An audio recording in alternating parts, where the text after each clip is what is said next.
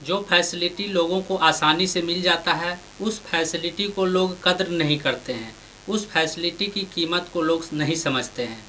लेकिन यदि उस फैसिलिटी को इस्तेमाल करने के लिए लोगों को जब कीमत चुकाना पड़ता है तो लोग उस फैसिलिटी की कद्र भी करते हैं और इसकी कीमत को भी समझते हैं। और ठीक यही फार्मूला अभी इकोसिस्टम में लागू हो रहा है।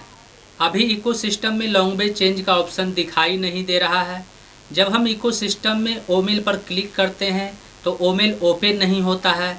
इस तरह का कई टेक्निकल इशू इकोसिस्टम में देखने को मिल रहा है और इसको लेकर कई तरह के कमेंट किए जा रहे हैं। वहीं इसको लेकर मैं यहाँ पर आपको बताना चाहूँगा कि अभी जो आप इकोसिस्टम को इस्तेमाल कर रहे हैं वह इकोसिस्टम का बीटा वर्जन है और किसी भी बीटा वर्जन के सॉफ्टवेयर या वेब टूल को इस्तेमाल करने में इस तरह का टेक्निकल इशू देखने को मिलता ही है, क्योंकि बीटा वर्जन का मतलब ही है कि उस सॉफ्टवेयर या उस वेब टूल का कार्य प्रगति पर है।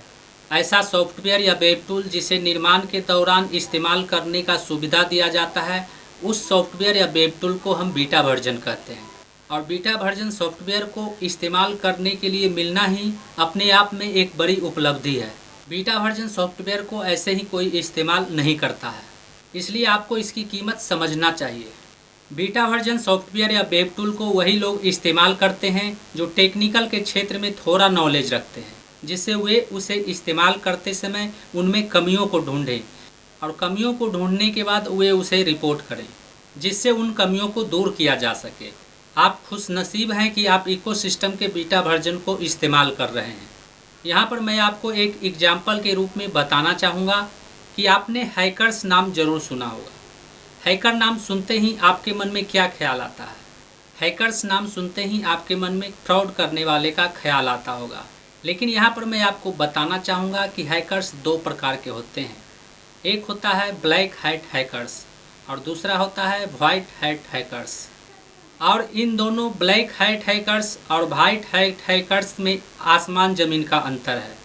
ब्लैक हैट हैकर्स वह होता है जो आपकी वेबसाइट में मिलने वाले टेक्निकल इशू को देखने के बाद, आपके वेबसाइट में मिलने वाले बग को देखने के बाद वह उस बग के द्वारा आपके सर्वर में घुस जाता है, आपके वेबसाइट में घुस जाता है। उसके बाद वह आपकी वेबसाइट के डाटा को चुरा लेता है और वेबसाइट की डाटा को चुराने के बाद वह आपको नुकसान भी पहुंचा सकता है, जो इनलीगल है। और ऐसा करने वाले को ब्लैक हैट हैकर्स कहते हैं। वहीं वाइट हैट हैकर्स वह होता है जो आपकी वेबसाइट में मिलने वाले टेक्निकल इशू को, आपकी वेबसाइट में मिलने वाले बग को ढूंढता है और ढूंढने के बाद वह उसे रिपोर्ट करता है और आपको बताता है कि आपकी वेबसाइट में यह इशू है, आपकी वेबसाइट में यह बग है। आप इस टेक्निकल इशू को जल्द से जल्द सोल्व कर लें, नहीं तो आपका डेटा लीक हो सकता है। और ऐसा करने वाले को हम वाइट हैट हैकर्स कहते हैं। और वाइट हैट हैकर्स आपको नुकसान नहीं पहुंचाता है बल्कि आपकी मदद करता है।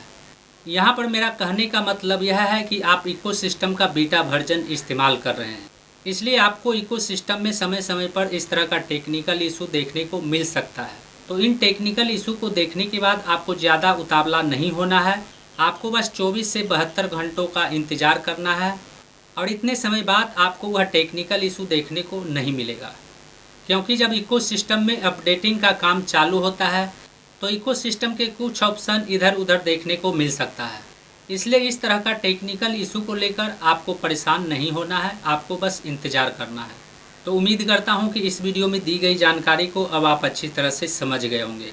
इस वीडियो से संबंधित यदि आपके मन में कोई सवाल है तो आप हमें नीचे कमेंट में पूछ सकते हैं। यदि आप हमारे चैनल पर पहली बार आए हैं और इस तरह का वीडियो देखना पसंद करते हैं तो चैनल को सब्सक्राइब जरूर करें। आज के लिए बस इतना ही। मिलते हैं अगले वीडियो में नए टॉपिक के साथ। जय हिंद।